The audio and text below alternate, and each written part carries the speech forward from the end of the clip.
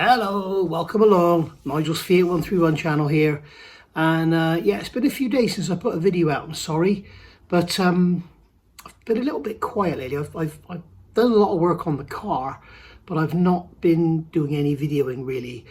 I started to video fitting the axle, the rear axle back together and the front hubs and everything. And it's just such a nightmare trying to do it with the camera so you can see what I'm doing and this, that and the other. And it's all just basic standard stuff really. So I know a lot of you would possibly be interested in seeing it, but how many of you are actually likely to need to do this work on a Fiat 131? So there we go. So the car, as you can see, is behind me and it's actually sat on its wheels again. It's the first time for a long time. And all the suspension's back together, everything's back together. I was amazed to find that the front struts were actually seized up. They were stuck in the sort of whatever position, and I got some spring compressors on there and got them working, and they're lovely now. So now, before I couldn't actually compress the car, it was just solid, like it was like on welded rods or something, but now I can actually move it around, so it's going to be a far more comfortable ride, no doubt. Had I driven the car, it would have freed up within 3 minutes anyway. So so there we go. So moving on, if you remember, we had the disaster with the bloody fuel pump.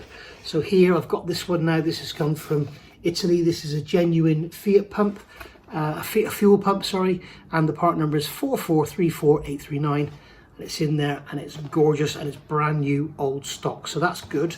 So we've got a genuine Fiat pump. And then the master cylinder, if you remember, was completely rotten.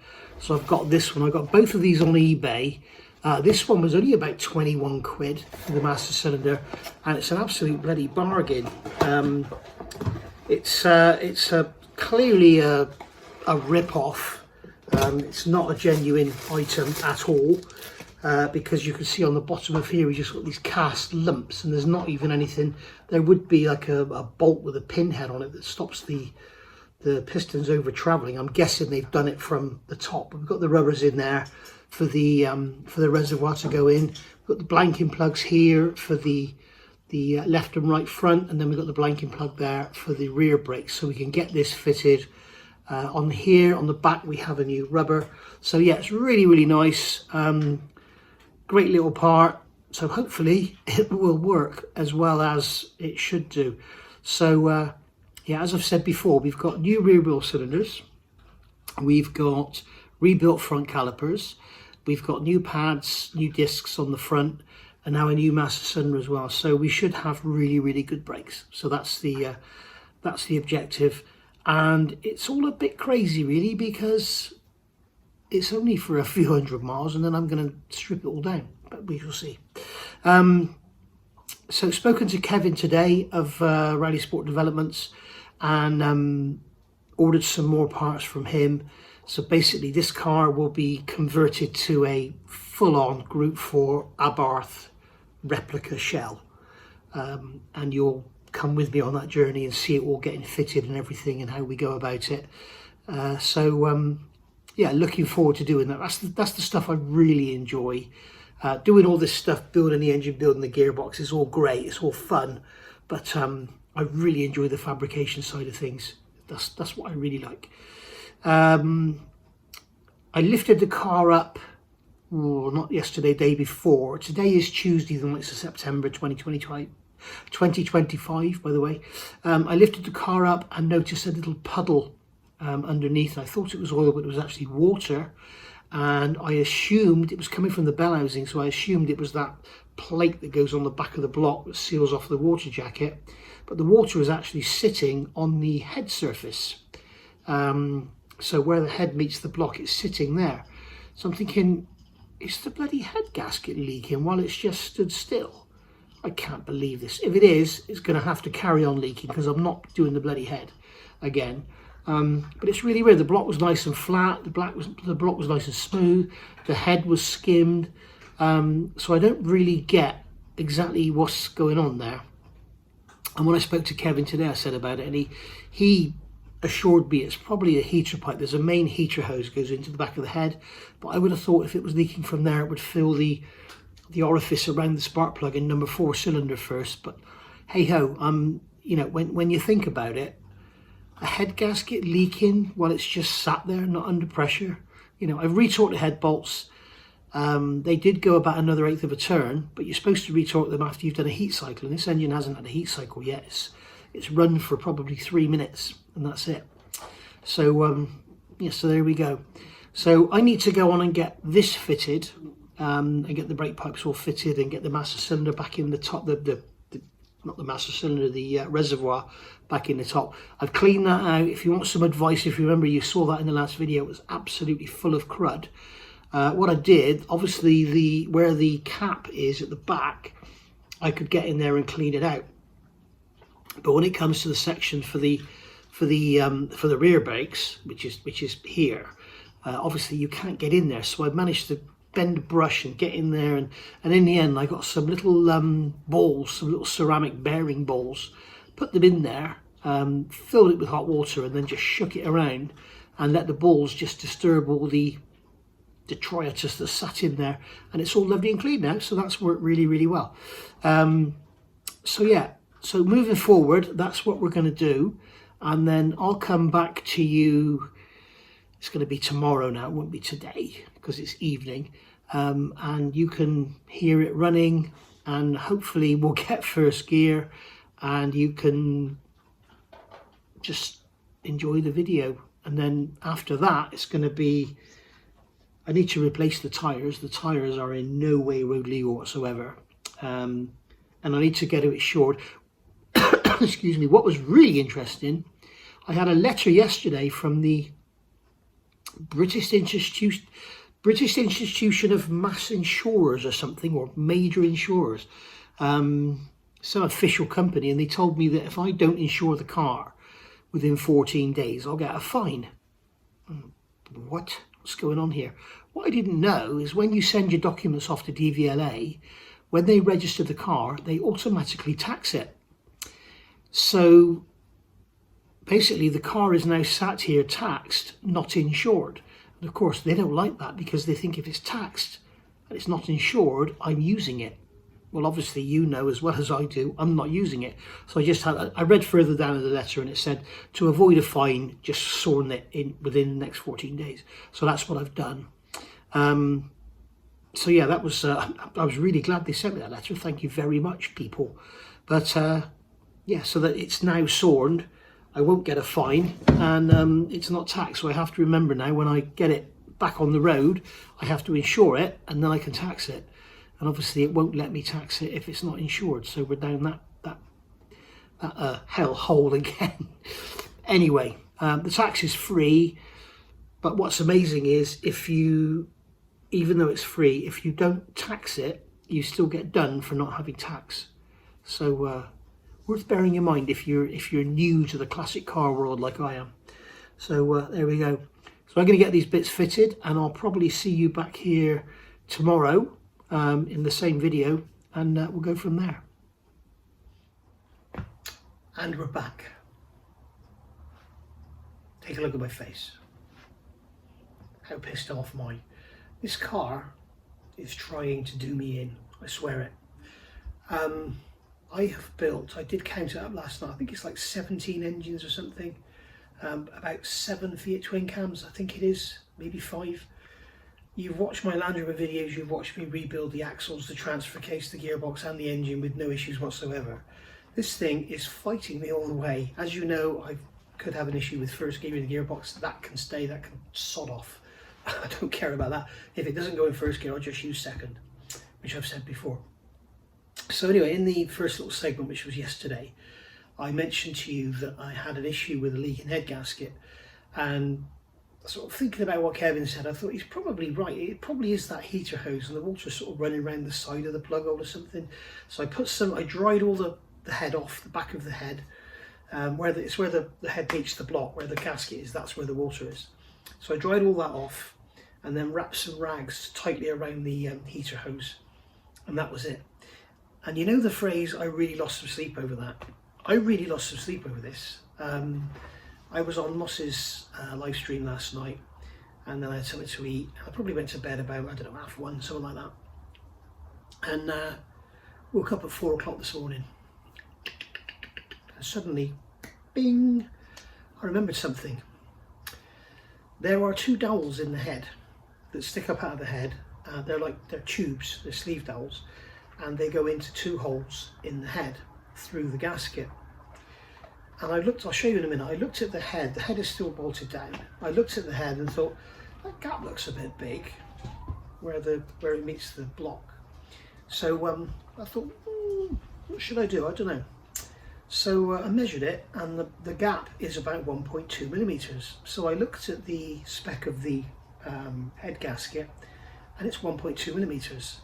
Now, what I don't know is that the spec of the head gasket in its free state, or is that its clamped dimension? If it's its clamped dimension, what's happening is it's clamping down, but it's leaking for some unknown reason, which I'll show you in a minute. You'll see it's crazy. I've never seen anything like it in my life, other than once a guy was having a new head fitted on a Vauxhall Nova, and he got the reconditioned head, and he bought the gaskets and everything, and he bought a really cheap, nasty gasket set, and it had like a copper ring that seals around an oilway that goes up the front of the engine, very much like this one. But the copper ring was way too hard, and torquing down the head wouldn't compress the copper ring. And when we put water in that, the water was literally running out. It was running out of the gap between the head and the block. So this isn't the first time, it's the second time, but the first time was more obvious than this one. And then I remembered, I was in bed last night, I remembered when I had the head skimmed, I thought I must measure the depth of the bore where those dowels go in the head and the block, and then measure the dowel. I might need to take something off the dowel. If I've got, you know, bottom tolerance holes in the block, bottom tolerance holes in the head, and top tolerance dowels, they may bottom out and stop just that last few thou of pinch on the gasket.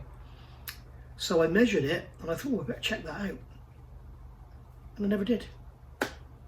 So I never did actually check out the size of the gasket, because at the time I didn't have the gasket. And this is one of the things I think where I've come unstuck with this car. Instead of just getting stuck in and getting it all stripped down and buying everything I need, I've done it piece by piece. Like I remember I discovered that the rear bearing was gone on the crank, the pilot bearing, so everything stopped. So then I sort of lost my flow, and then it came back to got the bearing, it came together, and we started to build the engine, and then I needed a new front crank seal, so it stopped, and then this and then that and then something else, and I had to wait for the head gasket to arrive. What I should have done was got everything together in a box, and then just spent a day out here and just built it, because this is a very, very simple engine to build, believe me, and I'm very embarrassed that it's gone wrong on so many occasions. And honestly, you know I'm not talking crap, because as I say, you can go and watch my Land Rover building. You'll see that went together swimmingly. So yeah, really, really annoyed. So what I'm going to do, I'm going to show you the engine now. I've got it ready for the head to come off. Here we go. We're back to where we were in bloody first week of June. This is ridiculous. Remember, I took the head off, and then I discovered that there was oil vent valves and bent springs, and all the seals would go in, and decided to rebuild the whole thing. Then I found water in the gearbox, and it's just gone on from there. So yeah, pretty pissed off with this at the moment, but I'm not going to give up on it. And as I said to you in the video when I said yesterday, I said if it's leaking, it could just bloody carry on leaking. Well, then last night I was out here just having a look, and I managed to get my fingers up under the exhaust manifold, and it's all the way down the side of the block, which makes me think it may well be that front right hand dowel. So we're going to have a look in a minute, and I'll let you know, see how it works out. So I'm going to go on and get the head off, but first of all I'm going to show you where the leaks are and what it looks like. Okay, so here you can see the engine, all the hoses off, heater hoses off, we've got this pipe off, we've got the exhaust manifold off. One, to make it lighter to remove. Two, so I can show you the leak, and so I can see the leak. Got the carburetor off, that's only for fear of breaking it. You can see we've got the new master cylinder on there, which is cool. I've also got the new fuel pump. If I knew I was taking the head off, I would have left the fuel pump until the head was off, because getting under there and working is a bit of a bastard. They should put it on studs, not bolts. That would have been a lot easier. But so that's it. I haven't started it. It hasn't been run for over a week, and it's only run for about 3 minutes. So I'm hoping, fingers crossed, that if it is those dowels, this head gasket will go again. If not, I've got a 1600 one I can use, which is the later type gasket with the red seal around the outside, which is to prevent this very thing.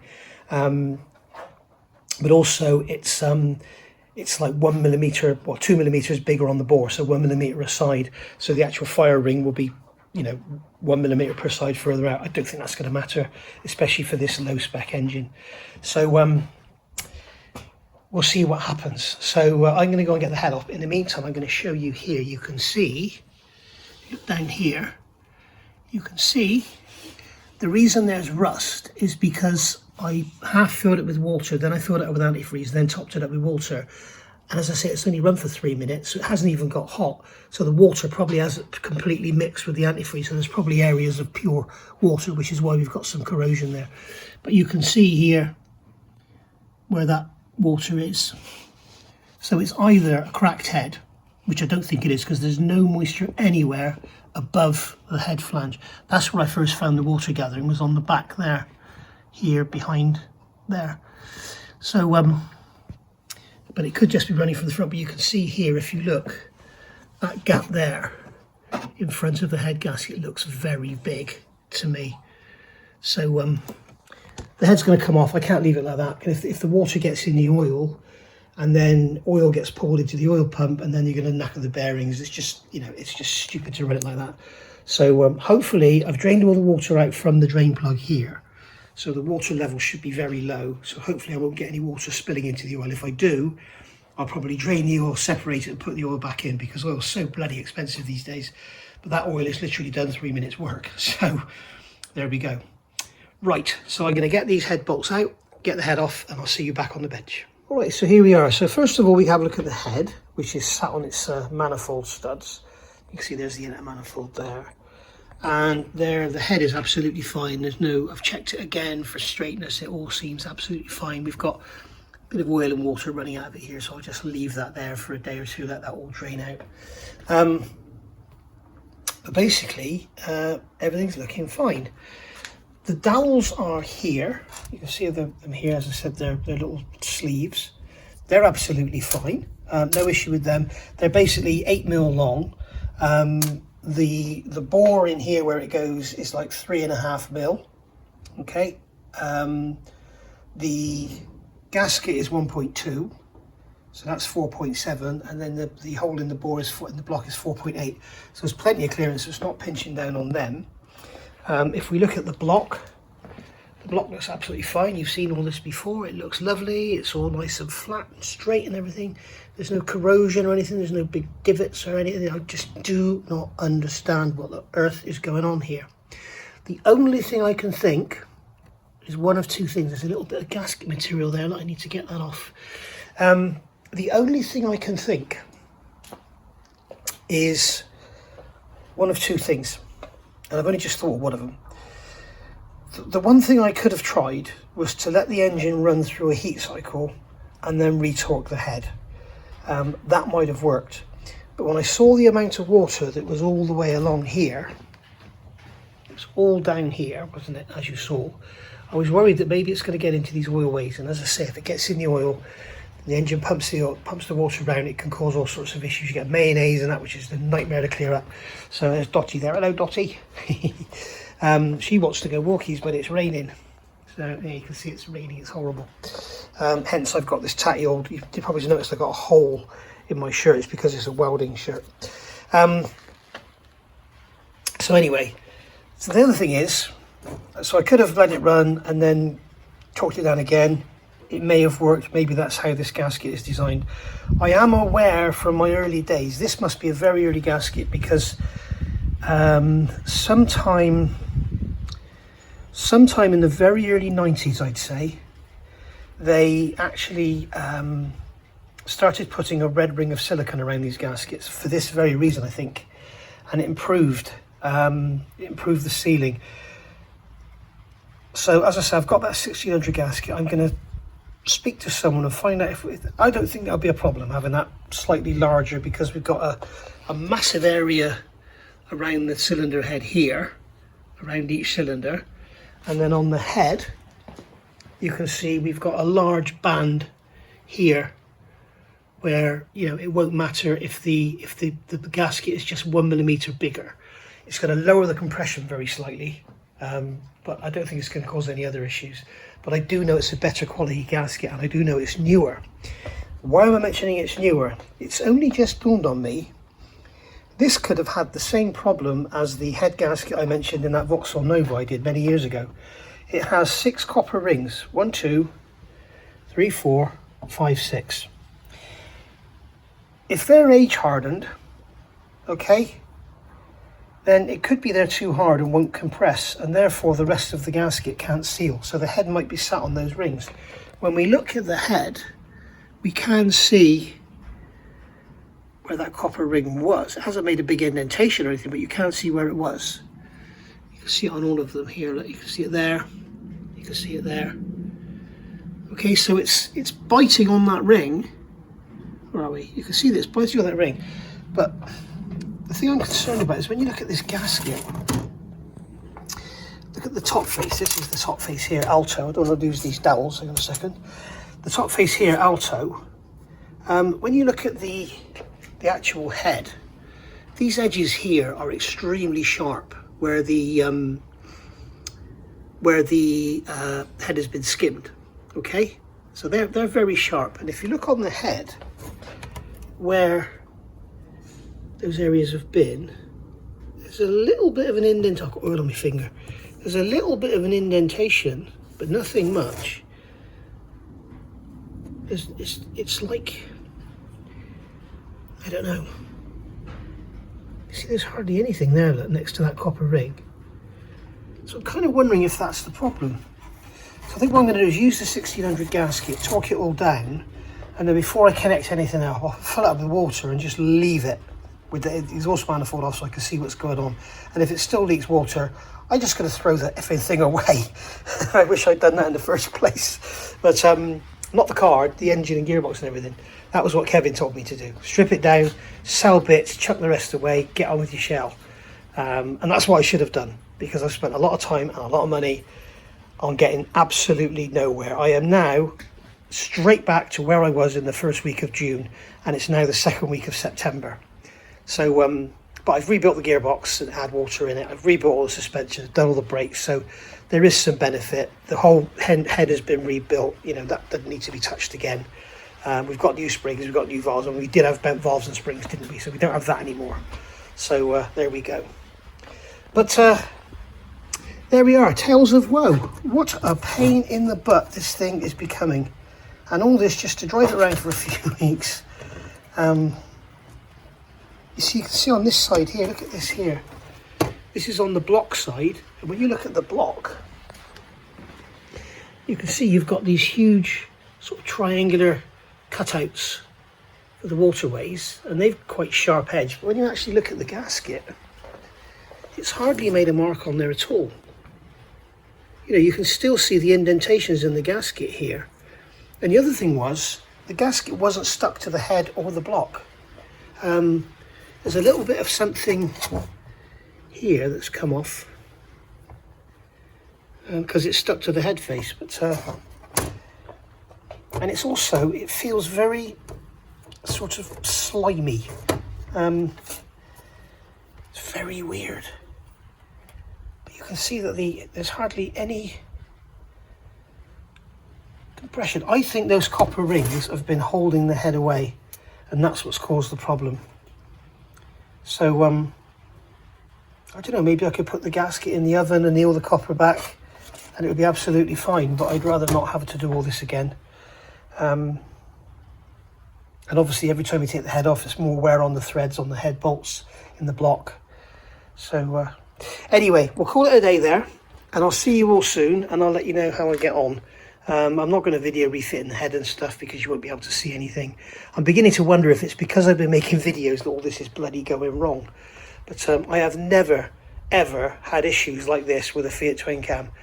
For God's sake, I built one on the floor, on the garage floor. I built a Fiat twin cam on its side with no engine stand, and it was absolutely fine. So, you know, it's crazy, absolutely crazy. There's a Lancia twin cam actually. But there we go. All right, so thank you for watching, thank you for your patience, and hopefully we can actually get some action videos in soon. You can see it actually drive, or at least run. Let's see if I can smash it into first gear. Here goes Dottie again. Off she goes. Go on, go and bark, girl. Make action noise. There you go. There you go. Right, I'll see you all soon, guys. Thank you for watching. Bye for now. Bye.